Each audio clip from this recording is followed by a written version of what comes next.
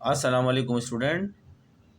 I am Akil Ahmed, your accounting teacher, Allama Iqbal Open University, course code number 1339 का आज जो मैं lecture दे रहा हूँ वो लेक्चर है थ्योरेटिकल लेक्चर है। ये इम्तान में आने के इसके इम्कानात हैं। आपसे कहा जा सकता है इम्तान में कि अकाउंटिंग साइकिल के स्टेप्स क्या होते हैं वो बयान करें। तो आज मैंने अभी अपने हैंड राइटिंग में लिखी है अकाउंटिंग साइकिल स्टेप्स। ये आपको किताब में नहीं मिलेगी, किताब में अलग से बने हुए होंगे, लेकिन मैंने थोड़ी सी डिटेल मेंशन करने की कोशिश की है उसमें लिखते हुए। तो आप इसको भी देख लें। मैं बताता जाता हूँ अकाउंटिंग साइकिल के स्टेप्स, आपको उर्दू में ही बता देता हूँ ताकि आपको समझ में आ जाएगी इंग्लिश में लिखे हुए। ये पहला स्टेप है अकाउंटिंग है जर्नल। इसमें हमने बताया in this book all the business transactions are recorded. Journal में हम क्या करते हैं, जितनी भी रोज़मर्रा की कारोबार की मनी रिलेटेड पैसों से मुतालिक ट्रांजेक्शन होती हैं वो हम जर्नल में रिकॉर्ड करते हैं। ट्रांजेक्शन का बिजनेस ट्रांजेक्शन का मतलब ये है कि अनरिकॉर्डेड ट्रांजेक्शन है जो हमारे सामने आती है, कारोबारी इदारे के सामने आती है रसीद वाउचर की शक्ल में। तो वहाँ का जो अकाउंटेंट या अकाउंट्स क्लर्क होता है वो उसको बाकायदा प्रॉपर जो बुक होती है जिसका नाम होता है जर्नल, उसके डेबिट और क्रेडिट के मुताबिक रिकॉर्ड करता है। पहला स्टेप्स यही होता है जर्नल में तमाम बिजनेस ट्रांजेक्शन जो रिकॉर्ड नहीं की गई उनको रिकॉर्ड किया जाता है। ठीक है। फिर दूसरा स्टेप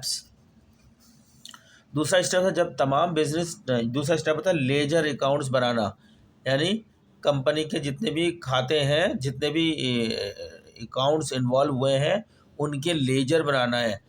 हर चीज़ हर अकाउंट की अलग अलग तफसील जो होती है वो अकाउंट कहलाती है। हर मामले की अलग अलग पूरी तफसीली डिटेल जो होती है उसकी वो अकाउंट कहलाती है। और लातादाद अकाउंट के मजमे को हम लेजर कहते हैं।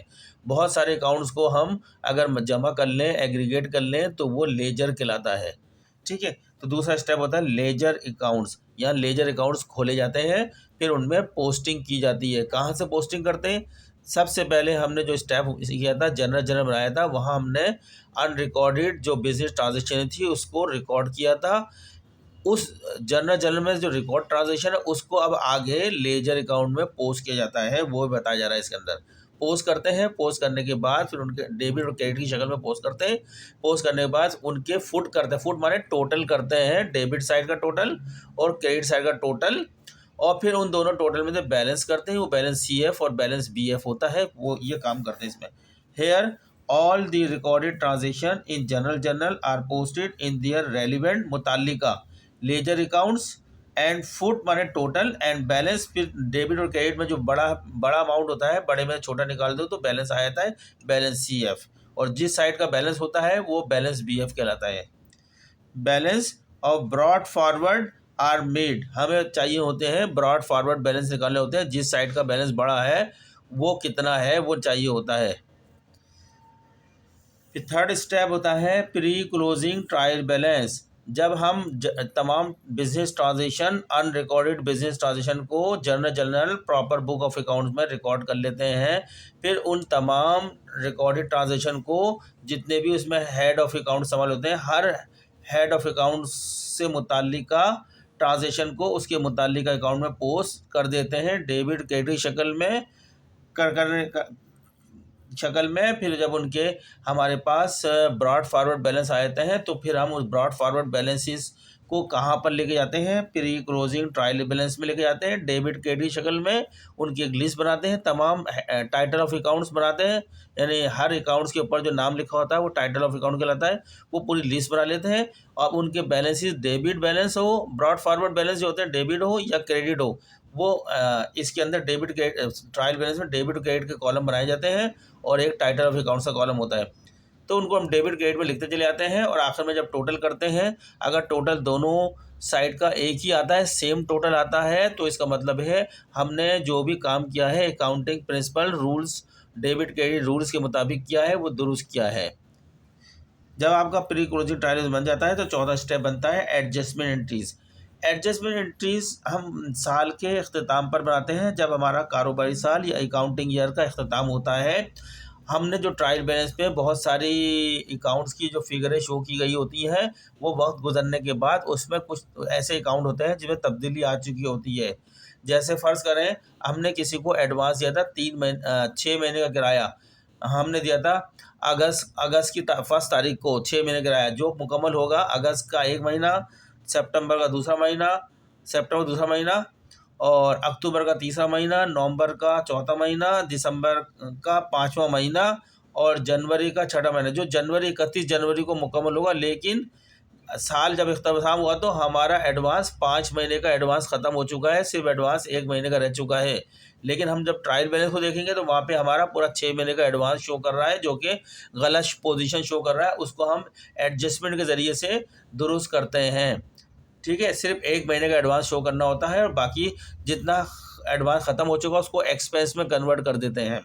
इस तरह की 3, 4, 5, 6 एडजस्टमेंट एंट्री बनती हैं हर साल, और उनको बनाना पड़ता है। जब एडजस्टमेंट एंट्री बन जाती है तो ट्रायल बैलेंस के जो जो अकाउंट अफेक्टेड होते हैं दोबारा उनके लेजर अकाउंट में डेबिट क्रेडिट की शक्ल में पोस्टिंग करते हैं और नए ब्रॉड फॉरवर्ड बैलेंस निकालते हैं होते हैं। तो फिर उसके बाद जब हम नए ब्रॉड फॉरवर्ड बैलेंस निकाल लेते हैं एडजस्टमेंट की वजह से, तो हम नया काम करते हैं, प्रिपेयर क्या करते हैं, एडजस्टेड ट्रायल बैलेंस बनाते हैं। तमाम ब्रॉड फॉरवर्ड बैलेंसेज जो ट्रायल बैलेंस में होते हैं उनमें से जो अफेक्टेड होते हैं उनको मिला के एक नया ट्रायल बनाते हैं, उसको बोलते हैं एडजस्टेड ट्रायल बैलेंस। ठीक है, अब ये एडजस्टेड ट्रायल बैलेंस चूंकि दुरुस्त ट्रायल बैलेंस होता है, इसकी वजह से हम प्रॉफिट एंड लॉस स्टेटमेंट बना सकते हैं, बैलेंस शीट बना सकते हैं, closing entry, adjusting entry, closing entry और रिवर्सिंग एंट्रीज भी बना सकते हैं, ओपनिंग ट्रायल बैलेंस बना सकते हैं, पोस्ट क्लोजिंग ट्रायल बैलेंस बना सकते हैं या ओपनिंग ट्रायल बैलेंस भी बोल सकते हैं उसको। तो हमने एडजस्टेड ट्रायल बना लिया, 5वां स्टेप था, तो चलते हैं 6ठे स्टेप की तरफ। आपको नजर 6ठा स्टेप हमारा statement of profit and loss. जब 5वां स्टेप यानी एडजस्टेड ट्रायल बन जाता है तो उसकी मदद से हम statement of profit and loss बनाते हैं। इस स्टेटमेंट में हम 2 आइटम लेते हैं। इसके अंदर पहला रेवेन्यूज ले लेते हैं, कारोबार के जितनी भी इनकम होती है जो सेल की शक्ल में होती है, अगर ट्रेडिंग बिजनेस है या सर्विसेज बिजनेस तो कमीशन हो सकता है या फीस वगैरह हो सकती है। ठीक है, वो तमाम इनकम ले लेते हैं। उसके बाद उस इनकम को बनाने के लिए जो भी खर्चे होते हैं वो खर्च के तमाम ले लेते हैं, तो हमारा ग्रॉस प्रॉफिट आ जाता है। माइनस करके cost of goods sold minus करते हैं, ग्रॉस प्रॉफिट आ जाता है। फिर तमाम ऑपरेटिंग एक्सपेंस लेस करते हैं तो इनकम स्टेटमेंट वो प्रॉफिट एंड लॉस पता चल जाता है हमें। ठीक है, अगर आपकी आमदनी ज़्यादा होती है तो खर्चे माइनस करने के बाद प्रॉफिट की शक्ल में आता है। अगर आमदनी कम होती है लेकिन खर्चे ज़्यादा होते हैं तो लॉस हो जाता है कम कारोबार को। ये हम करते हैं यहाँ पर 6ठे स्टेप्स में।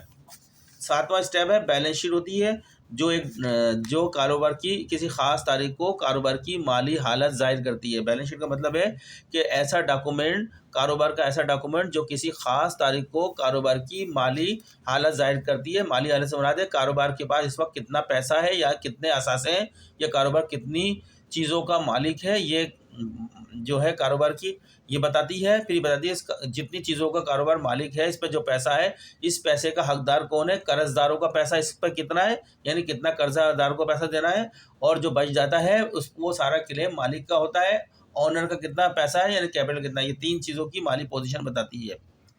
बैलेंस शीट बनने के बाद जो आपको 8वां स्टेप होता है क्लोजिंग एंट्रीज होती है। ठीक है, जो कि समझ लो यही प्रोसेस के मुताबिक यही आखिरी हो जाता है, लेकिन हम एक स्टेज को और ले लेंगे, लेकिन यहाँ पर एंड हो जाता है। अगर आप चाहें तो 8वें स्टेज पे ख़त्म कर दें, यहाँ तक पूरे मुकम्मल हो जाते हैं। 8वां स्टेज है आपका क्लोजिंग एंट्रीज। क्लोजिंग एंट्रीज में हम क्या करते हैं, जो हमने कारोबार के प्रॉफिट एंड लॉस मालूम करने के लिए 2 अकाउंट खोले होते हैं, ग्रुप ऑफ अकाउंट्स यानी तमाम रेवेन्यू अकाउंट और एक्सपेंसिस अकाउंट, जिसकी मदद से हमने प्रॉफिट एंड लॉस स्टेटमेंट मालूम किया था, उनको हम क्लोज करते हैं, जीरो बैलेंस करते हैं, ताकि ये अकाउंट जीरो बैलेंस हो जाए तो अगले अकाउंटिंग ईयर में, अगले कारोबारी साल में दोबारा इसको इस्तेमाल किया जा सके। तो क्लोजिंग एंट्री जो जितने भी एक्सपेंस अकाउंट होते हैं वो उनका नेचर डेबिट होता है, वो डेबिट हुए भी होते हैं, उनको हम क्लोज कर देते हैं, उलट करके क्रेडिट कर देते हैं। जितने के अमाउंट के डेबिट होते हैं उतने अमाउंट से हम क्रेडिट कर देते हैं, जीरो बैलेंस हो जाते हैं। इसी तरह जितनी भी रेवेन्यू का नेचर क्रेडिट होता है, जितनी भी रेवेन्यू क्रेडिट में होती है उसको जीरो बैलेंस करने के लिए हम तमाम रेवेन्यूज को डेबिट कर देते हैं, तो बैलेंस जीरो हो जाता है।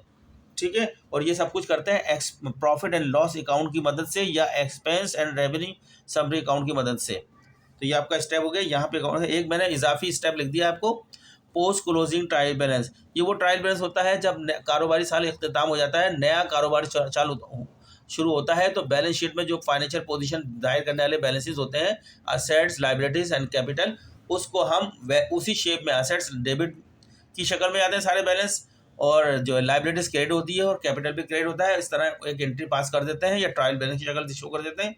वो अगले साल की पहली तारीख को शो करते हैं, ठीक है। तो वो होता है पोस्ट क्लोजिंग ट्रायल बैलेंस। यहाँ आपका मैंने पूरा स्टेप दिखा दी है अकाउंटिंग साइकिल के। अगर आपसे इम्तहान में पूछा जाए तो आप जो है लिख सकते हैं जो मैंने बताया है। अगर आप 2-3 मरतबा लेक्चर देखेंगे तो आपको पूरे स्टेप याद हो जाएंगे, रट्टे की ज़रूरत ही नहीं पड़ेगी, समझ में आ जाएगा ये पहले स्टेप पे क्या होता है, दूसरे पे क्या होता है, ठीक है। आप मेरे लेक्चर को रिपीट करके सुनिएगा। चलते हैं, नेक्स्ट लेक्चर में मिलेंगे। अभी तो मैं ऑफिस जाने का टाइम हो गया, फिर रात शाम के अंदर आता हूँ, तो अगर टाइम मिला तो बनाऊँगा। जब तक आप इन तमाम लेक्चरों की जो है इससे बेनिफिट लें, इनको सुनें, और साथ में आप चैनल को जो है इस आगे और लोगों तक पहुँचाएँ, ताकि सब इससे बेनिफिट हासिल करें। इम्तहान कल हो रहा है, कल आपका इम्तहान होने वाला है, कल सब लोग इससे फ़ायदा उठा सकें जिनको अकाउंटिंग नहीं आती। तो मैं आपको यकीन दिला रहा हूँ कि अगर आप ये सारे मेरे लेक्चरों की ज़रिए अच्छी तरह स्टडी करके जाएँ तो आप अकाउंट का पेपर पास कर लेंगे आसानी से। इतना मुश्किल पेपर नहीं आएगा। ये मैंने सारे इम्पोर्टेंट ही सवाल कराए हैं आपके सामने, ठीक है। मिलते हैं नेक्स्ट लेक्चर में।